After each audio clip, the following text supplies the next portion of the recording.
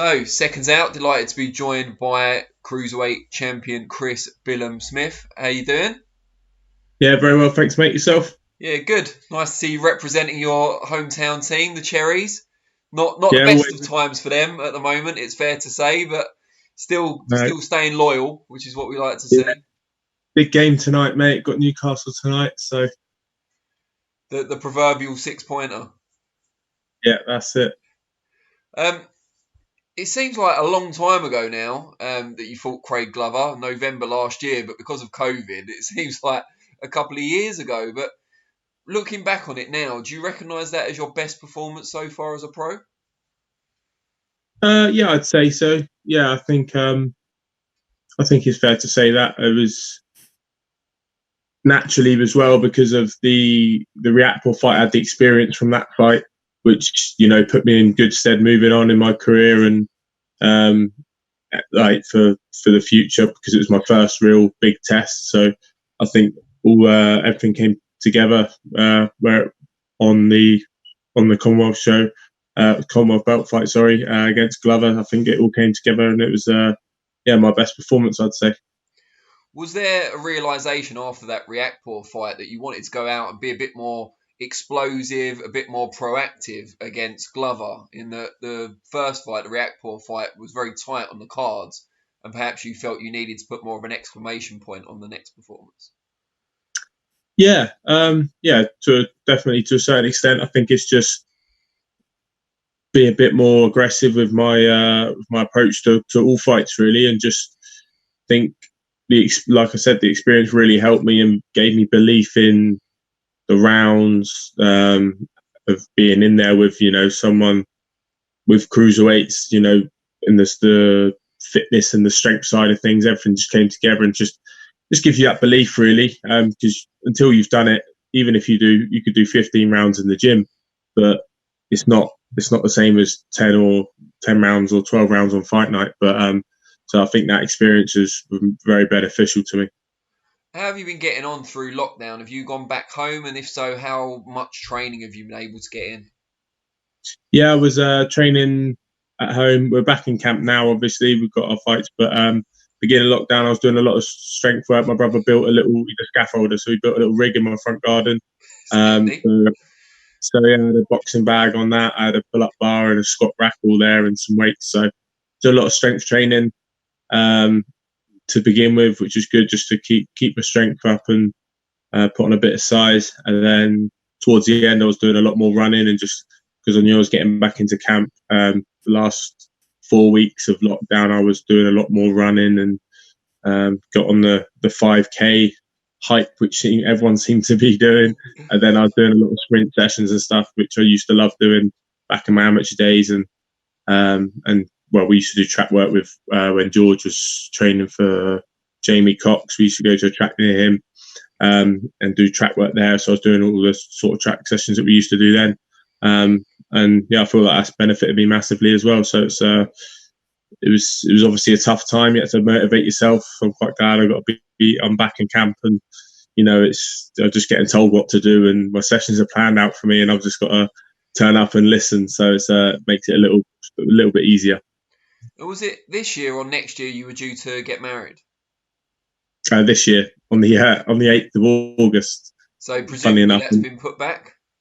yeah, it got cancelled. Me and my fiance, we were getting married out in Italy, and that was the plan.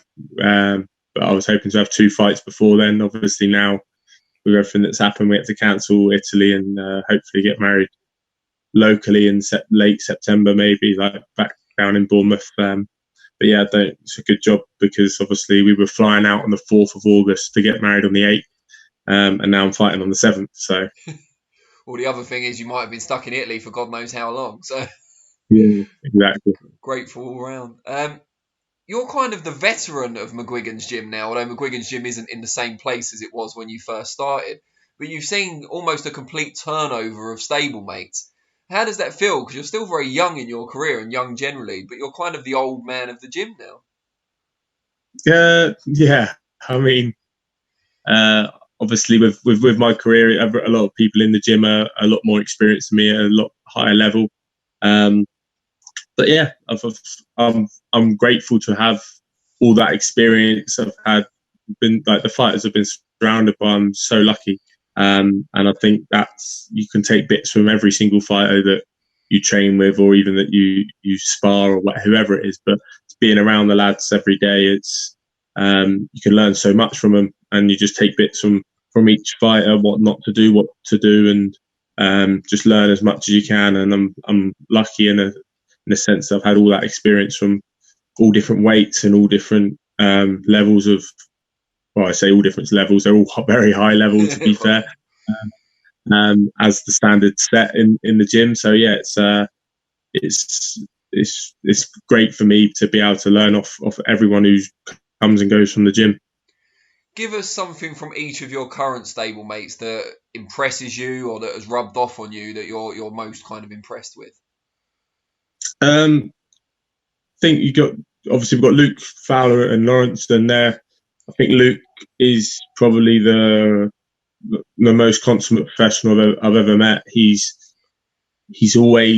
never massively overweight. He's always watching what he eats, and I think that with the way he boxes, he looks after himself. He doesn't want tear ups, which there is life after boxing, which is a good thing. So, as in the way he fights and looks after himself with his food and everything, but also the way he trains. Like, he has no idea when he's going to be fighting next, but he's been in the gym and he's sharper than all of us in the gym, and some of us are fighting in 6 weeks. But he's just such a great professional to have in the gym, and I think for a lot of young kids looking up, I think if there was if I had kids of my own, I'd tell them to look up to someone like Luke and look at Luke Campbell and look at the way he lives his life, or even if I was training young boxers and say that's the way to do it, because he's done it the right way. He's gone and he persevered with his amateurs, and he obviously won Olympic gold, and he's had a few setbacks in world title fights as a pro, but he's still more determined than ever. And then you've got the likes of obviously Fowler. With Fowler, me and him have very similar careers. We lost 50-50 fights, split decisions or close fights, early on in our career. But he's learned from his mistakes, and he's a real hard worker as well in the gym, on the circuits, and the way he lives his life as well. His training ethic and everything with that work ethic is great. Obviously he's always working, even when he's not boxing, he's working on selling his CBD and doing his business. Yeah. So there's that as well. And then Lawrence, he gets up at it, work ethic as well, but it's what happens with great fighters. He gets up in the morning, first thing, goes, because he doesn't struggle to make the weight. He just, he knows what he needs to do to make the weight. So he gets up and does a run early before his session, and then he'll go and do his session. He'll do his extra sessions and stuff. And he's always watching boxing videos, and he's always talking about boxing and thinking about his next opponent, watching videos of his opponent. He's very meticulous in that way. So there's things to take from all the lads, and the way, for Lawrence, it's good because he's my weight as well. So the way he does things, the way he deals with opponents, yes, we have different styles, but there's plenty to learn from him. I learn from Lawrence more hands-on because I get to spar him all the time, and I learn a lot by sparring him. When you were first told about Fight Camp and the fact that you'd be on one of the shows, what was your reaction to it? The kind of whole no crowd, but in the Matchroom HQ back garden, it's pretty impressive setup.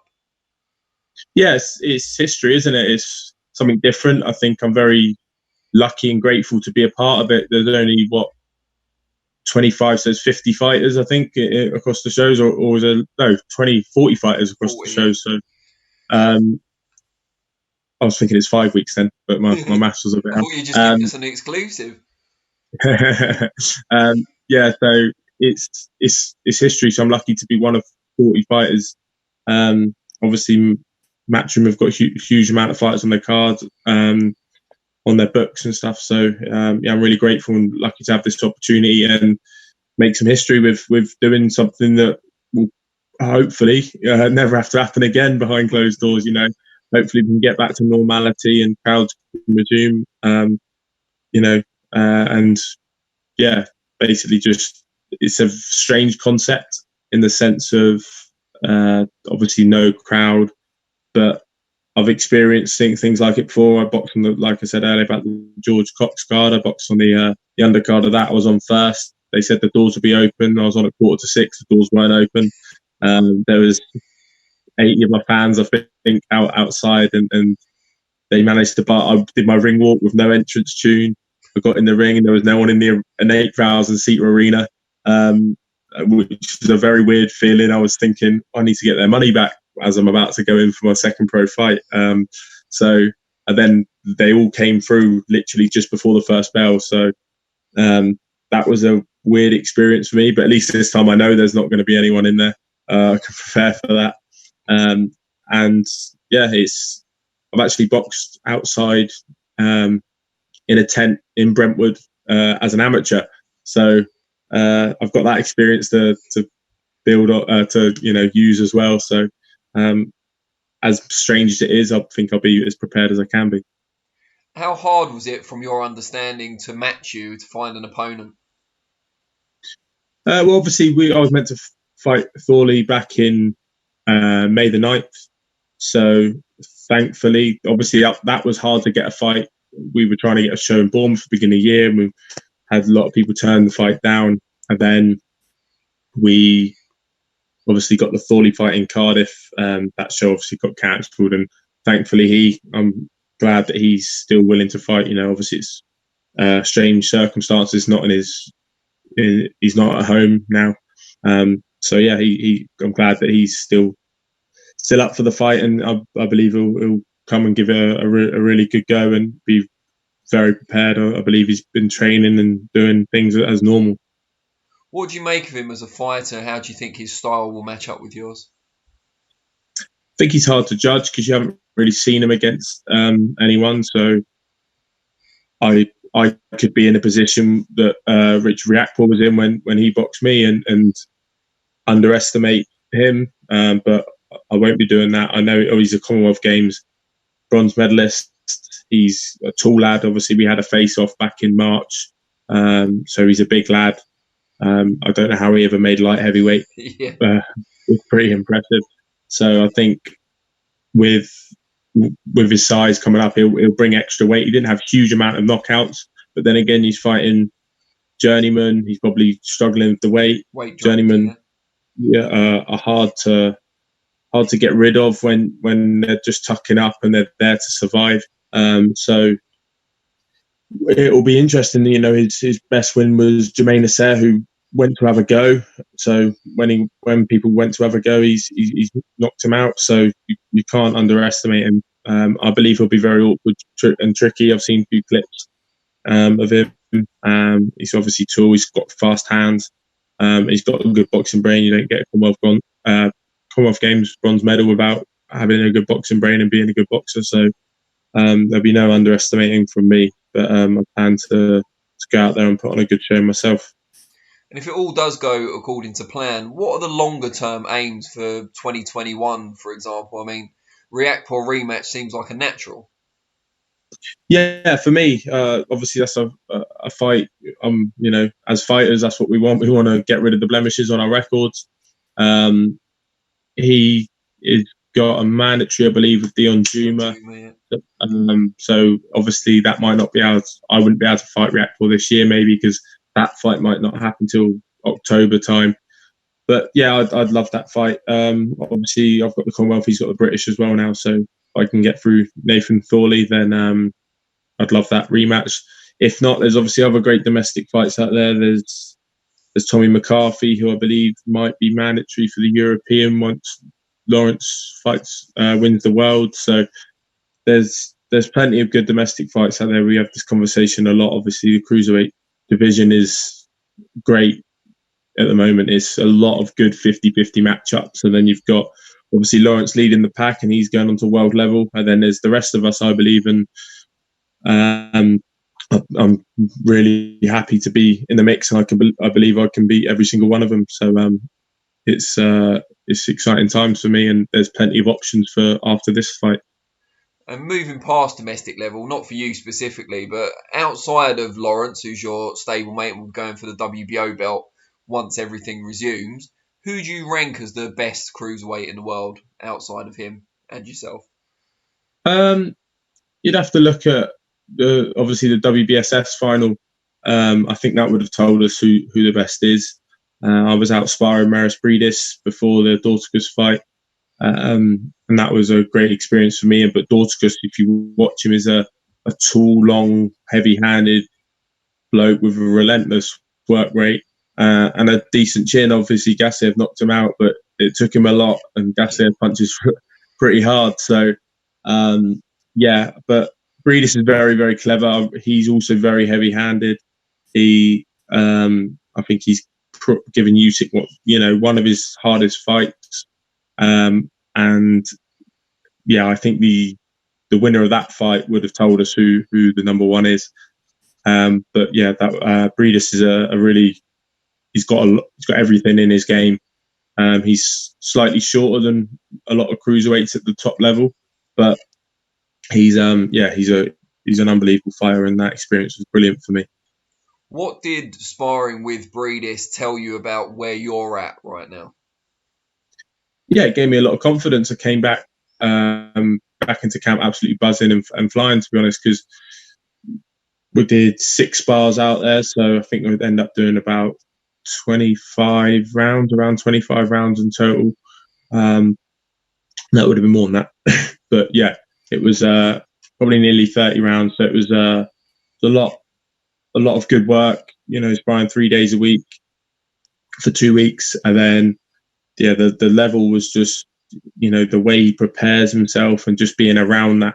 I believe he spent a lot of time in Klitschko's camps as well when he was starting out in his career, that his coach was telling us and his manager was telling us. So he's got a lot of things from Klitschko. Obviously, is also a consummate professional and does things correct. But yeah, the level wise of the sparring, you struggle naturally early on because you're not sure, you haven't been in there before and it's a new environment. But yeah, by the end I was doing really well with him. I was more than holding my own and getting plenty of work off and adjusting through each spar and progressing every spar as well.